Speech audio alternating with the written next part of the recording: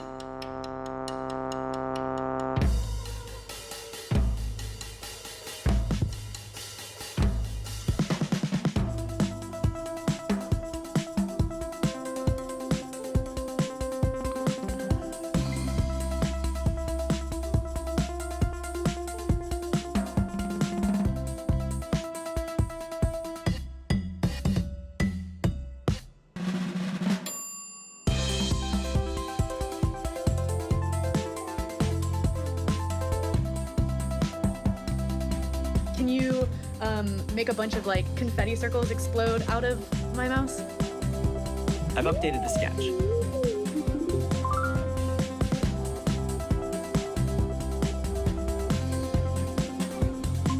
Okay, what should we build next? Okay, here's another 30 ideas for you.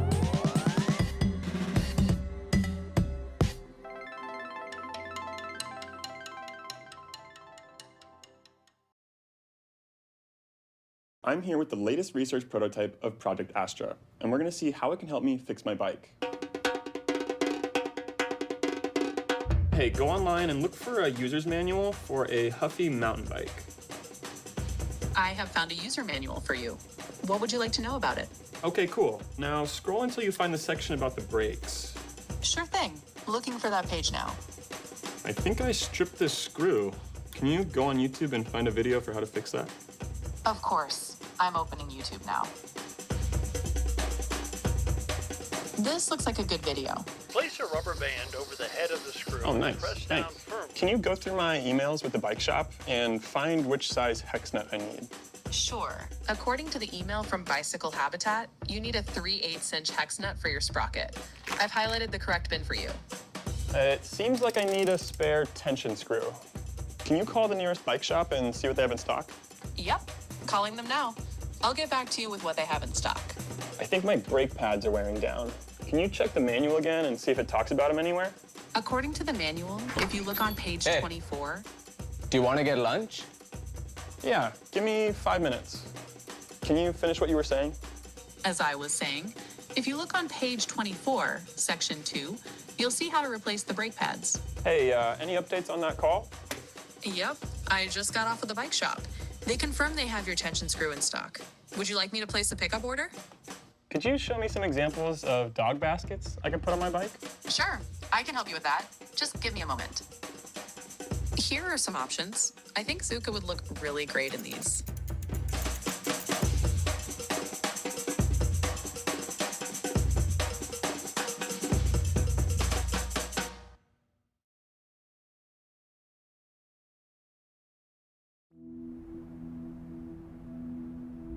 I remember as a child playing till it got dark outside to make sure I could still play guitar without being able to see. I was diagnosed with retinitis pigmentosa when I was probably about 4 years old. My vision is actively deteriorating, but music has been something that I can continue to do with the closing in of my visual reality. I feel free when I'm playing music. If Project Astra can help me be more independent, it would be, the greatest thing ever.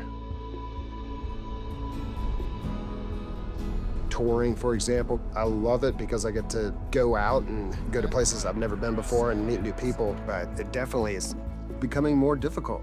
Hello there. Hello, can you tell me what you see in this green room while I scan around? I see a sign on the wall in the direction you're facing. The sign says Wi-Fi network, the Gray Eagle, and the password is live music. Thank you very much. Can you help me locate a microphone stand? Sure, I can help with that. Do you mind if I turn on the flashlight? Yes, please. I see a wall with several coiled cables, and what look like mic stands towards the top right in the video. The most powerful thing I can do is to get on stage, pick up my guitar, and play. Helps people understand that there's more than just blind or not blind, disability and ability. If Project Astra could help me along the way, I'm all for it. Have a great time at your show.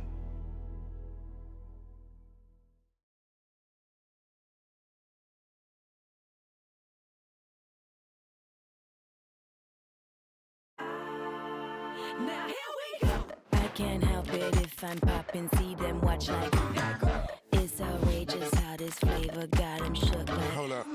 I feel fabulous. Oh, show me how you gon' work it out. I hit it back with a brand new style. Bring it up until the folk get wild. We turning up all the way on the down like work it out. Come and show me what you're all about. What else should I do to make it stronger? To make it stronger, consider adding more triangles to the design.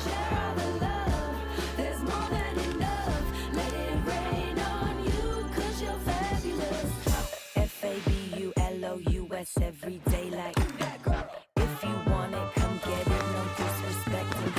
Work it out. I hit it back with a brand new style. Bring it up until the folk get wild. We turning up all the way on the down like work it out. Come and show me what you're all about. I'ma shout it real loud and proud like, baby, I'm fabulous.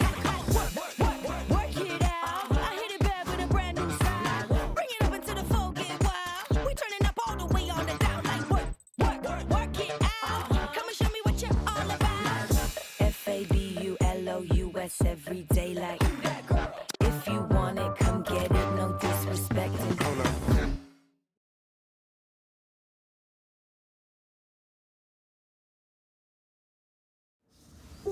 Film has always been this deeply human act of connecting people with each other's stories. It has the ability to rip us out of our experience and take us on another journey. I don't think that ever changes. This is a story that traverses the entire history of the universe. But it's really about a mom and what happens when her child is born with a hole in her heart. We filmed really emotional performances, but then generated video we could never capture otherwise. I want the baby to be holding the mother's finger. Just the bliss of the two of them. Yeah. VO is a generative video model, but to me, it's another lens through which I get to imagine the universe around me.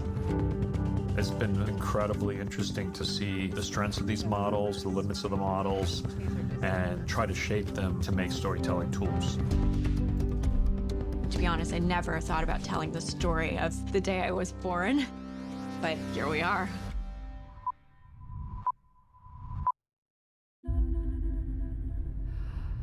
This was supposed to be a checkup. Crash C-section.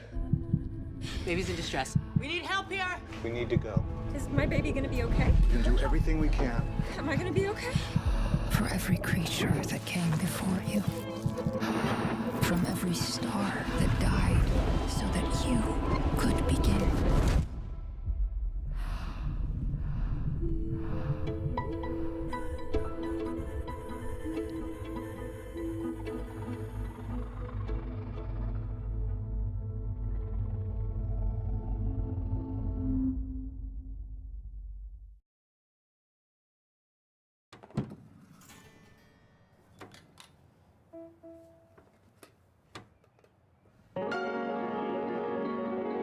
I don't know if I'm on the right path, but I'm trying to find it. I'm questioning, searching, and then something shifts, and I'm not trying anymore, I'm just doing. and all of the pieces start falling.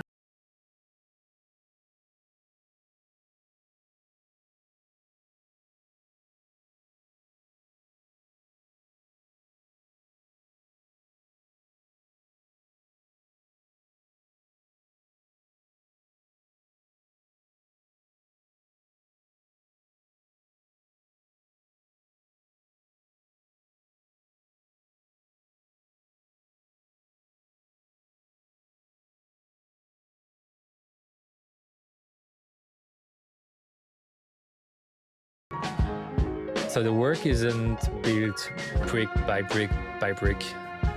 It blooms like a spontaneous garden. It grows naturally, fully vibrant and complete. I'm not forcing it. I'm just finding it. And that's when I know I'm in the right place.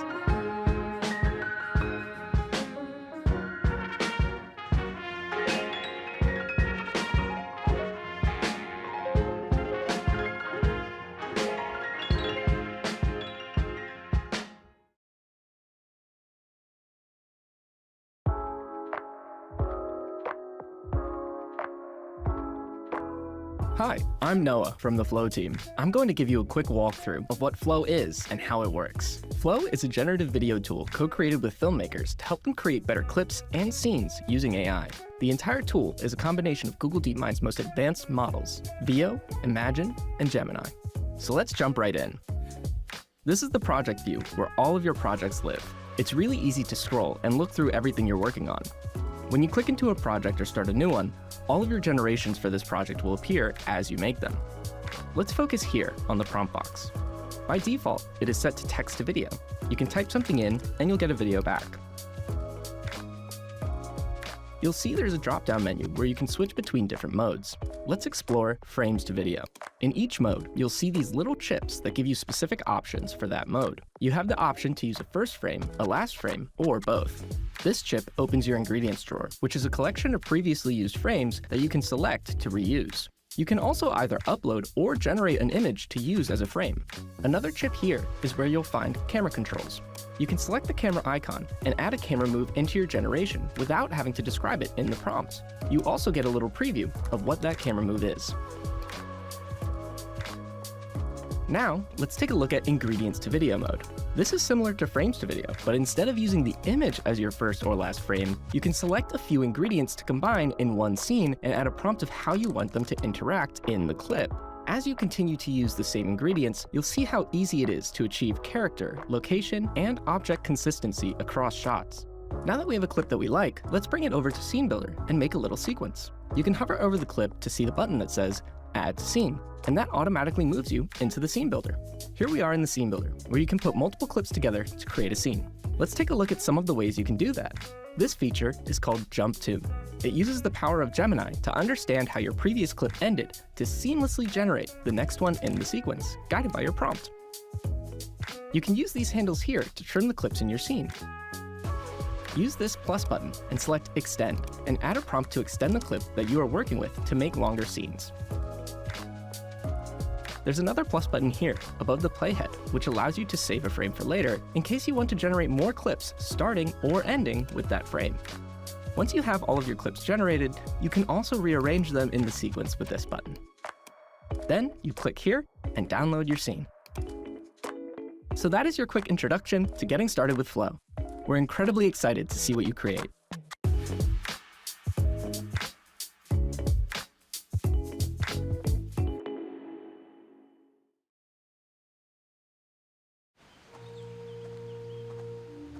I have been creating for as long as I can remember.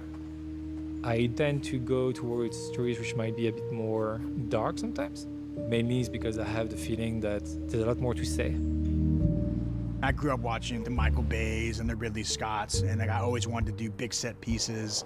And as you start your career as a director in Hollywood, you don't get to make those kind of movies right away.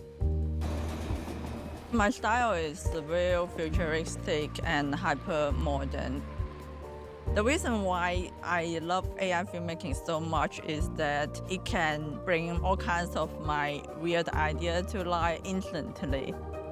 I think in terms of visual first. The film I'm making right now is more of an introspective journey, a nod to creativity. How as a creator, how do I get started, and how do I accept who I am? I kind of made a name for myself in the AI community, being one of the first that were doing like super cinematic visuals. The short film I'm making is about two adopted brothers who have been globetrotting the world as international hitmen. The title of my film is called Dear Stranger. It's a belated love letter to my grandmother. For the first time in my life, I feel like I can make any film that I want to.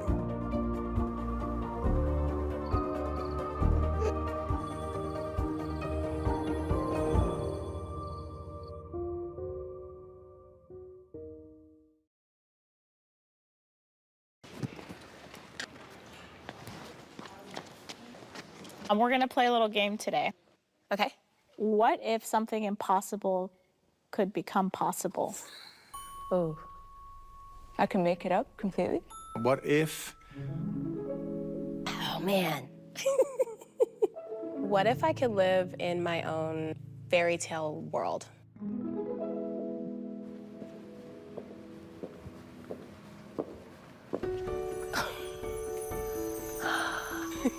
In fairy world, my house is an acorn, which means I'm literally this big.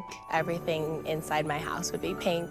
I would have little coffee table books made out of bits of leaves and pressed flowers. Oh, it's so perfect. What if we discovered another Earth? Like an upside-down world, I guess.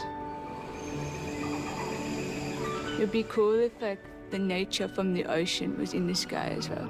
The pots and pans are probably made out of just little things that I would collect from outside. My room is like my sanctuary. My bed is big, and my closet is full. I have dresses made out of flowers. It would be really awesome if people could fly. I also think it would be awesome if they could teleport. And then I would be there. So what if we can go as far as possible? We can go way further than what we have been. But first, it feels a little lonely. But then suddenly, you're just part of everything. I see like butterflies. I can just call them to me, and they just sit on my hair. I want to go. For us now, we see that as impossible. But once it is possible... I mean, how great would that be?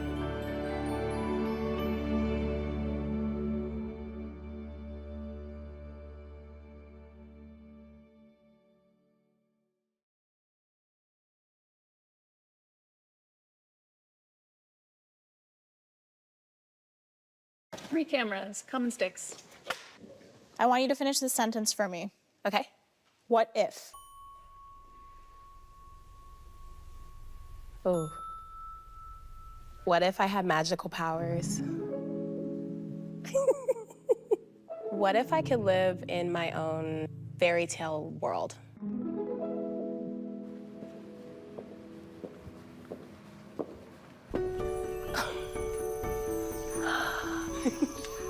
In fairy world, my house is an acorn, which means I'm literally this big. Everything inside my house would be pink. I would have little coffee table books made out of bits of leaves and pressed flowers. Oh, it's so perfect. The pots and pans are probably made out of just little things that I would collect from outside. My room is like my sanctuary. My bed is big, and my closet is full. I have dresses made out of flowers. I see like butterflies. I can just call them to me, and they just sit on my hair. I want to go.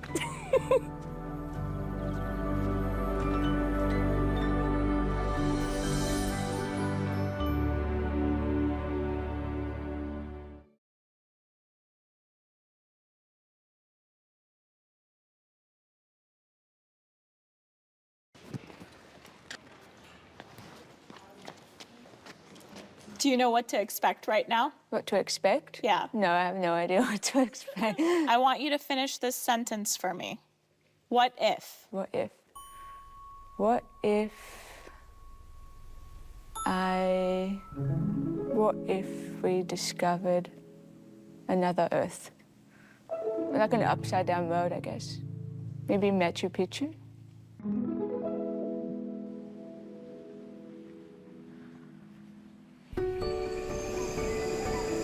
It'd be cool if like the nature from the ocean was in the sky as well. And I'd like to see horses with fish faces and a pig's tail, a giraffe with octopus legs, a wombat maybe with lion hair, and a sheep with, maybe it doesn't have fur, maybe it has like snake scale. I would just love to see different things just morphed together.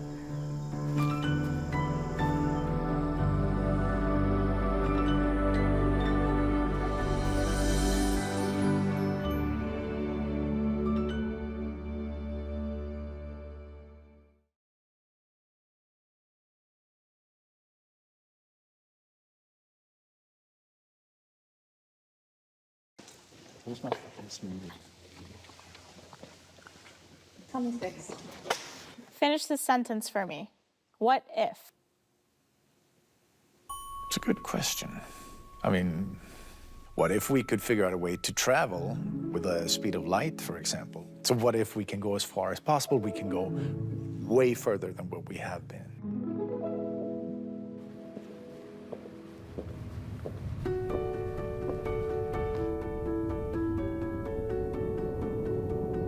As you back out from a galaxy, it would be a vast, open, very, very dark space. You wouldn't really see Earth anymore. It would be just the tiniest, bluest dot. At first, it feels a little lonely. But then suddenly, you're just part of everything. You would start seeing the disk of the Milky Way. The arms are spinning. For us now, we see that as impossible. But once it is possible, that'd be a very interesting experience.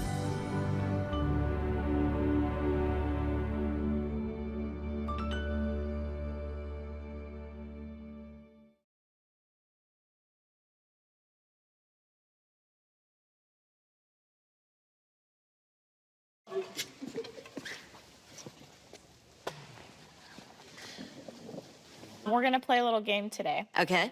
Finish this sentence for me. Yep. What if? Oh, man. What if people could fly? That would be really awesome if people could fly. I also think it would be awesome if they could teleport.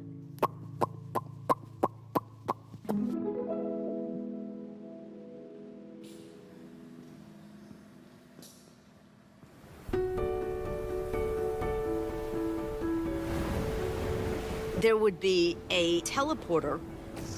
You would come in and you would go into your portal, and then I would be there. I guess you'd need like the transfer coordination subdivision so that, you know, people wouldn't run into each other, because, you know, that could be a real mess. There'd be like a room that you would go and you would check in.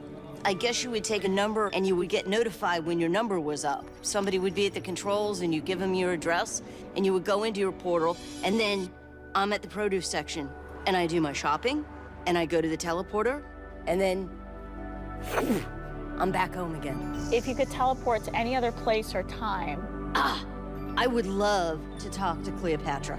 I mean, the woman was incredible. I am your queen, make it happen. I thought, yeah. How great would that be?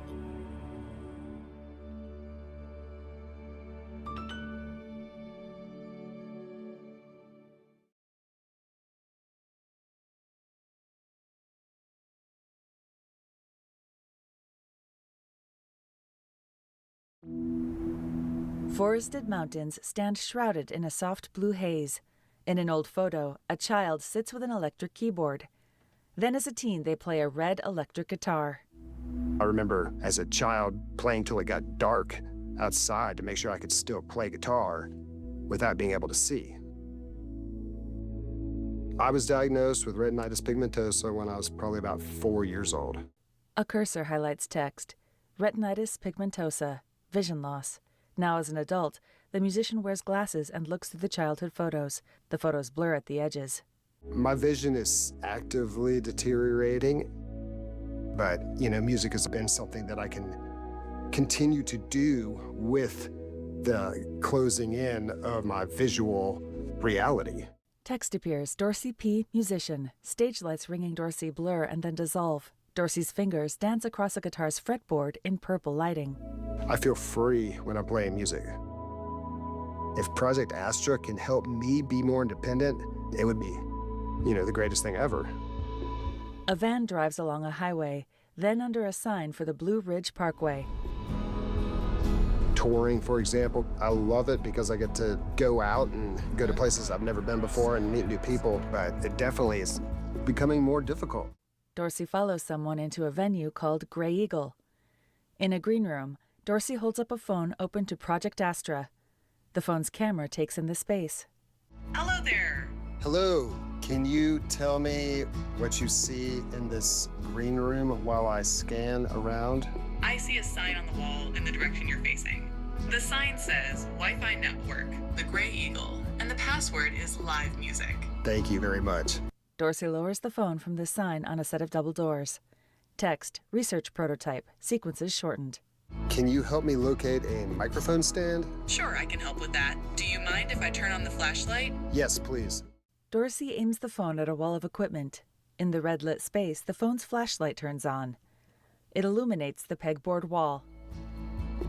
I see a wall with several coiled cables, and what look like mic stands towards the top right in the video. Dorsey steps toward the mic stands. Then Dorsey takes the stage using a white cane.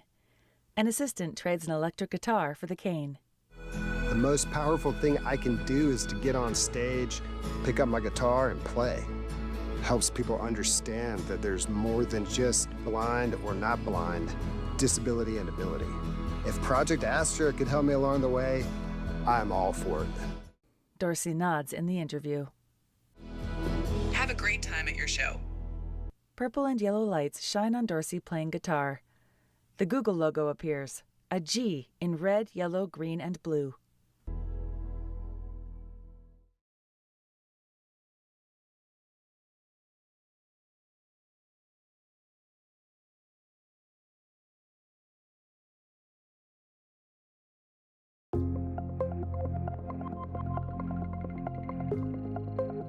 Can you help me out with question number 39 here? Of course. Is this the problem? Yes, I don't really understand what to do here. No problem. Let's take this to the blackboard. The key concept here is optical isomerism. Got it.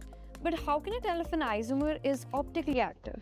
Optically active compounds require a chiral carbon atom. A chiral carbon is one that is bonded to 4 different groups. Okay, awesome. That makes sense. So how do I apply that to solve this problem? Let me walk you through the steps to solve this problem. Okay, got it. Let me find the structures first. Sure, no worries. Feel free to show me when you're done.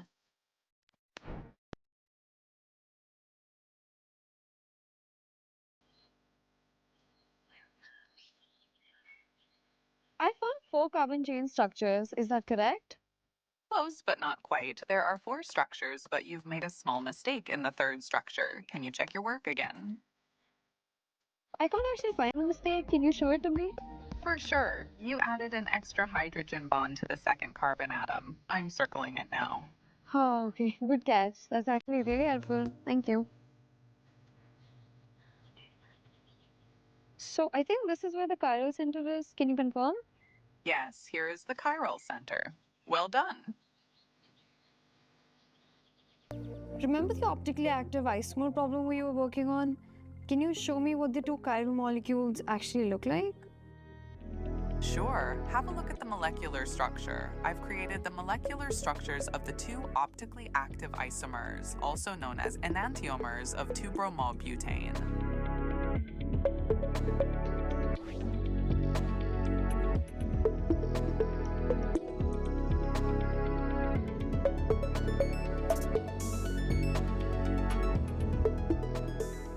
Thanks for all your help, Astra.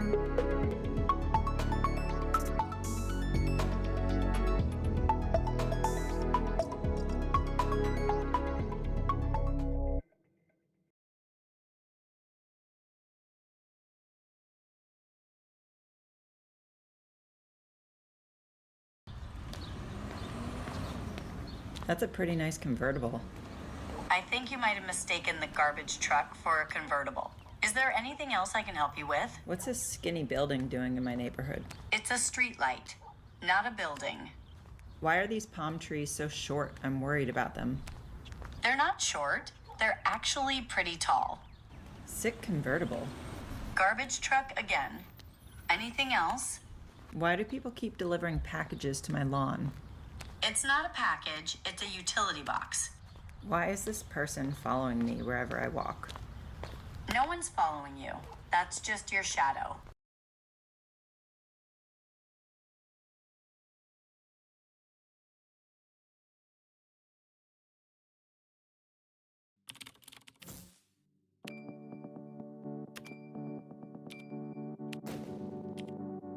Project Astra. AI that uses your smartphone camera to see the world. This blew my mind. Project Mariner will change the way we use the internet. It's an AI assistant that can actually do tasks for you. Gemini 2.0 is very legit. Google Notebook LM lets you listen to customized AI podcasts in 76 languages. You have to go try Notebook LM. You talk about amazing. Google and us, they've been working on Willow, and they went from solving a problem in 10 septillion years to under 5 minutes. Do you understand how insane that is? Veo 2, some people in the community say is the best model we have seen so far. Absolutely bananas. I'm using Google AI Studio now, and it's completely lights out. At the moment, the AI world is all about the deep research. Introducing AI mode. Google just dropped AI mode in Google search powered by Gemini. Okay, Google. Gemini 3 is here and it is insane. These models are small, they are efficient. This is truly self-improving artificial intelligence. So Google just released Gemini 2.5 Pro and it's the best coding AI I've ever used. Next, I wanted to create a 3D floating island simulation. Look at how good that is. Google just changed the game. They're doing something hands-on. It is absolutely insane features. It's a really big deal. Pretty incredible.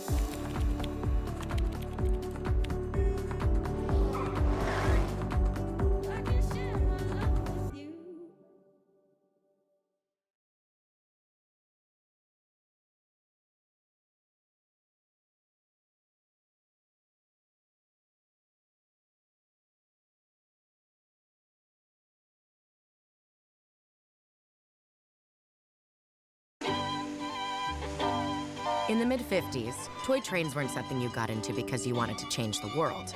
It was a sleepy hobby for painting cars and carefully positioning trees.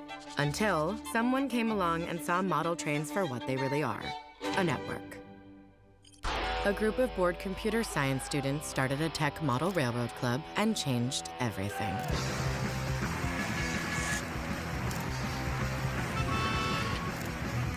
The gang broke into the college's mainframe. They soldered in phone lines to control trains independently. Where most saw a dorky hobby, they saw the potential to derail a whole system. They even wrote a dictionary to define what they were doing, applying ingenuity to create clever results, or as they called it, hacking. And just like that, the world's first computer hackers were born.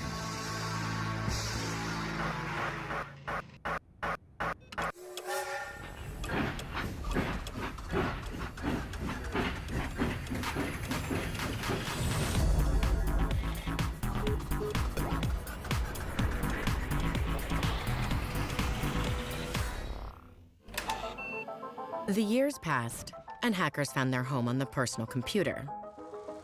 There, they rediscovered the thing that they knew best: networks. Nothing had changed. They were still testing what their toys could do.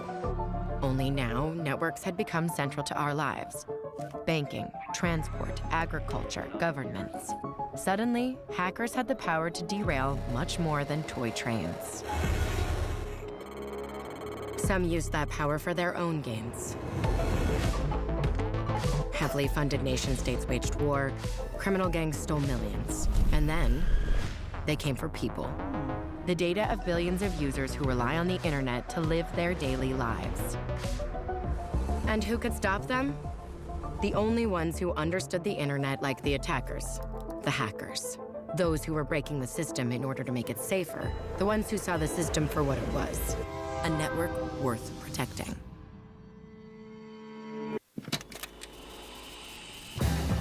When it's your job to keep billions of people safe online, you have to live and breathe and see the internet just like the attackers do.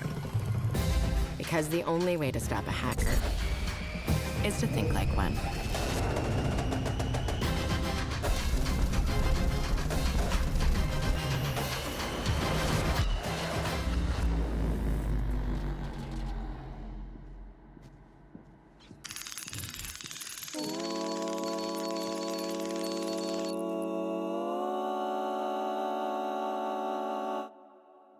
This is not weird at all.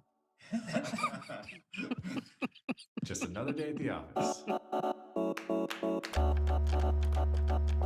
My name is Heather Adkins. I'm a VP of Security Engineering at Google. When I have to tell people what I do for work, it's really difficult. It's really complicated, so I usually just tell them that I keep the hackers out of Google. And I think most people understand what that means. Heather has filled just about every security role imaginable at Google, leading teams on the front lines of every major cyber attack against the company and its users. If you've heard of it, she's defended against it. And if you haven't heard of it, you can thank her for that too. So when you want to know about the most devastating attack in Google's history, there's probably no one better to ask than her. Let's see what the right intro for that is. What better intro than the song of the summer? Welcome to 2009. 2009 was an exciting time at Google. Google. Android is preparing to launch its own operating system. Very simple, very intuitive. It just works. Building new and interesting products and building security into those products and the infrastructure. We thought we were doing a pretty good job. So it was a shocking moment to have everything sort of stop. December 14th. It was around 4 p.m. Just come out of my last meeting of the day, returned to my desk, and found a hive of energy nearby. Everyone standing around a computer, sort of talking, and they told me that they'd found some very interesting activity. That interesting activity was the result of one message sent to a Google employee. A casual question with a seemingly innocent link. On any given day, there are over 5 billion links clicked across the internet. But this particular link changed the course of cybersecurity history. It opened a website hosted across the world and started invisibly downloading malicious software onto the Google employee's computer. And just like that, they were in. The attackers used that single entry point to establish a foothold on Google's network.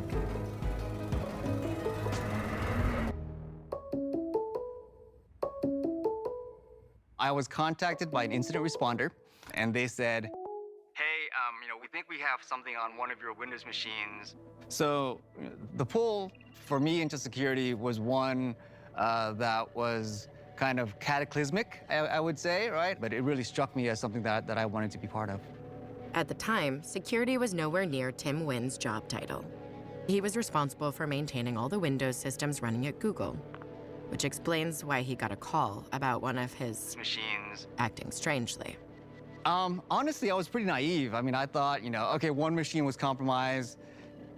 That sucks, right? My day sucks. But literally by the hour, it got worse. It was a server that was meant for testing. It was tucked away in a corner of a data center. And the attacker had really set up home on that network. We could see right away. I mean, there should not be a breach of this size. That just shouldn't be happening. This is Eric Gross. He was the head of Google's privacy and security team when all of this went down. We did not have playbooks for how to deal with all this. This wasn't an ordinary security event. The speed, the ability for the attacker to learn on the fly, change their tactics, it was extraordinary. It was different. It was unique. I mean, my world had just changed, right? We dropped everything and focused on this. The following day, I was pinged again. Tim, can you come to the war room? There's a few of us here looking at additional machines. I was like, okay. By the third day, I just went straight to the war room. I didn't even go back to my desk. And that's where I sat for, I think, the next 6 weeks straight. The investigation started with one dedicated conference room. And that quickly grew into 3 conference rooms and 4 conference rooms, and then suddenly a whole building. They came by plane, train, automobile, and any means necessary. Traveling in person or dialing in daily. Specialized engineers like Mike Sino flew in from New York. I was up at 2:30 that morning to catch the 6 o'clock flight. And the head of incident response called off his vacation. I was on holiday in New Zealand, so I did some of the work remotely, attempting to do forensics, over dial-up. But pretty soon it became a book the first flight, turn up in Mountain View and make it happen. I remember landing in San Francisco airport, and from that point we were barreling down the highway at like 100 miles an hour, and it didn't slow down for weeks afterwards. A patchwork team assembled from around the globe. Heather raised the beacon, Googlers answered, and she immediately put them to work. It definitely felt like something out of a spy movie. Heather handed me a list of machines and said, go get them. Go pull hard drives out of machines all over campus. And this is in the middle of the night. So we hop in the rental car and we're driving around campus in the dark. We've got a bunch of flashlights, running through buildings, capturing machines to do forensics on it. First, we started trying to unscrew and pull the hard drives out, but we decided that was taking too long. So we were just taking the machine. Just unplugging their systems and leaving a post-it note for them because security was here. Please call this number. We had a stack of hard drives and a stack of machines in the trunk of the car. By that stage, we had a number of people just kind of churning through, looking at the different systems and figuring out like what happened on this machine. While the team was running forensics around the clock, Heather raised the alarm for others in the industry. And I got this call from Heather Atkins, who wanted to chat with me about something that they had discovered at Google. Enter Dmitry Alperovich. He's the chairman of Silverado Policy Accelerator, a global cybersecurity think tank. But back in 2009, he was honing his craft at a security firm called McAfee. What began as professional courtesy turned into partnership as Dmitry and his team were willing to roll up their sleeves. Google shared malware code with us, zeros and ones effectively. So we immediately put a team on trying to dissect that exploit, understand how it works. And most of it is mumbo jumbo to an average person if they're not proficient in programming. But occasionally you see these code words that would be recognizable to anyone. The word Aurora jumped out immediately in those first minutes of looking at the malware. Aurora. Why would that jump off the page? Well, October 1917. A shot rings out from a Russian ship patrolling the Baltic. The shell was empty. The message wasn't. A shot that would start the Russian Revolution and forever change the course of the 20th century. And the name of the battleship that fired the fateful shot? You guessed it, Aurora. When I saw it, I instantaneously knew that I had to name the whole operation Aurora. Because just as the battleship Aurora fired a single shot that sent shockwaves resonating decades afterward, Operation Aurora in cyberspace, I think, had a similar effect. The world has changed. We have to change everything about the industry's approach to cybersecurity to deal with this new threat.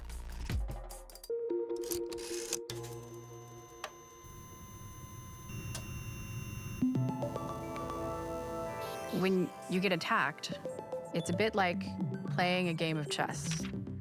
If your opponent opposite you knows every move you're going to make, it's going to be very easy for them to build counter moves to checkmate. We wanted to keep that element of surprise for as long as possible by studying as much as we can about the attack and then cutting them off instantaneously. The team went to great lengths to keep the investigation absolutely secret. We pretty much had to lock down the entire floor. There was a secret list of who could come in or out. We would put security guards outside the door, a little bit speakeasy style. You had to kind of know how to get in. Even cleaning staff weren't allowed in the main war room. Pizza boxes and empty coffee cups kind of sprayed throughout the room. It was smelly for quite some time. They stopped corresponding with each other online. Just in case we were being watched. The access controls to the room were tight. We had senior VPs, we had the founders of the company with us. It was, it was tense.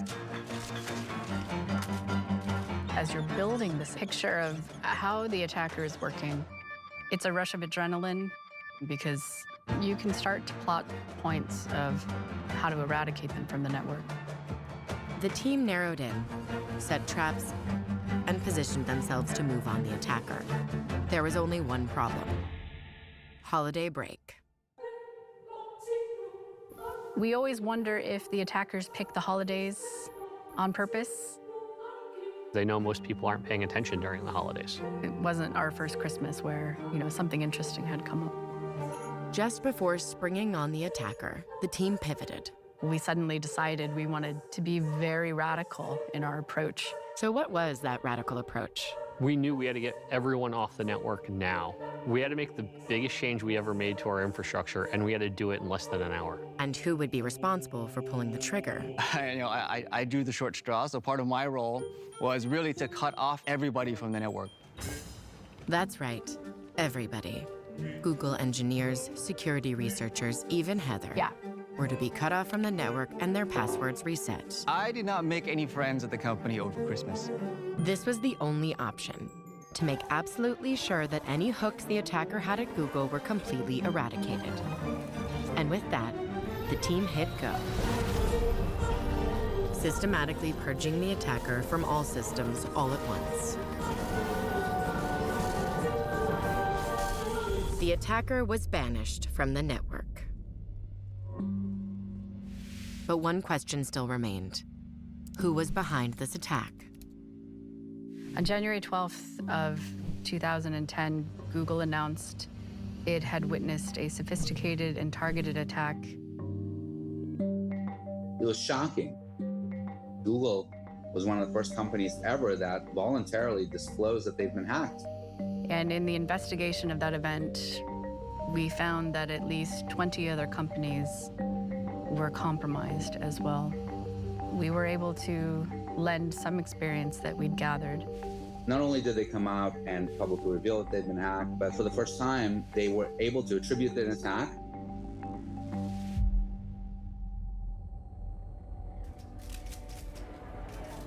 In mid-December, we detected a highly sophisticated and targeted attack on our corporate infrastructure.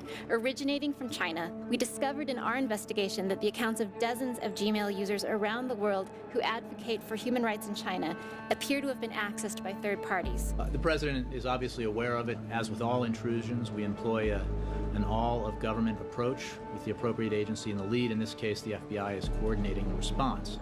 Now the cyber battle has heated up and may have far-reaching consequences. I didn't used to think that a foreign military would come after us, and now they obviously are. Well, where are the new boundaries? What's internationally accepted legitimate action? It's not a surprise that we would see governments hacking each other. I think it's a little bit of a surprise to us when we saw attacks happening against private companies, against companies that were enabling business online, helping students learn, helping people express themselves. That seemed out of bounds.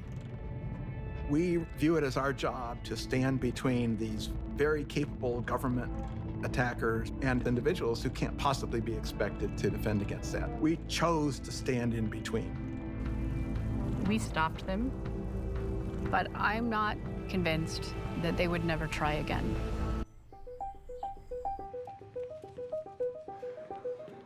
So we decided we wanted to start making radical changes, not just rebuilding things the way that we had them before, but we wanted to do things completely different. Ways people have never dreamed of before, ways attackers had never dreamed of before. We were going to change the battlefield.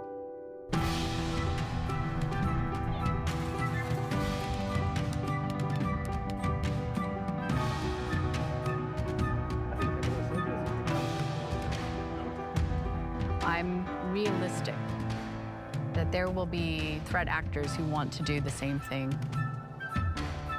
But if they do try again, I want them to have a very bad day.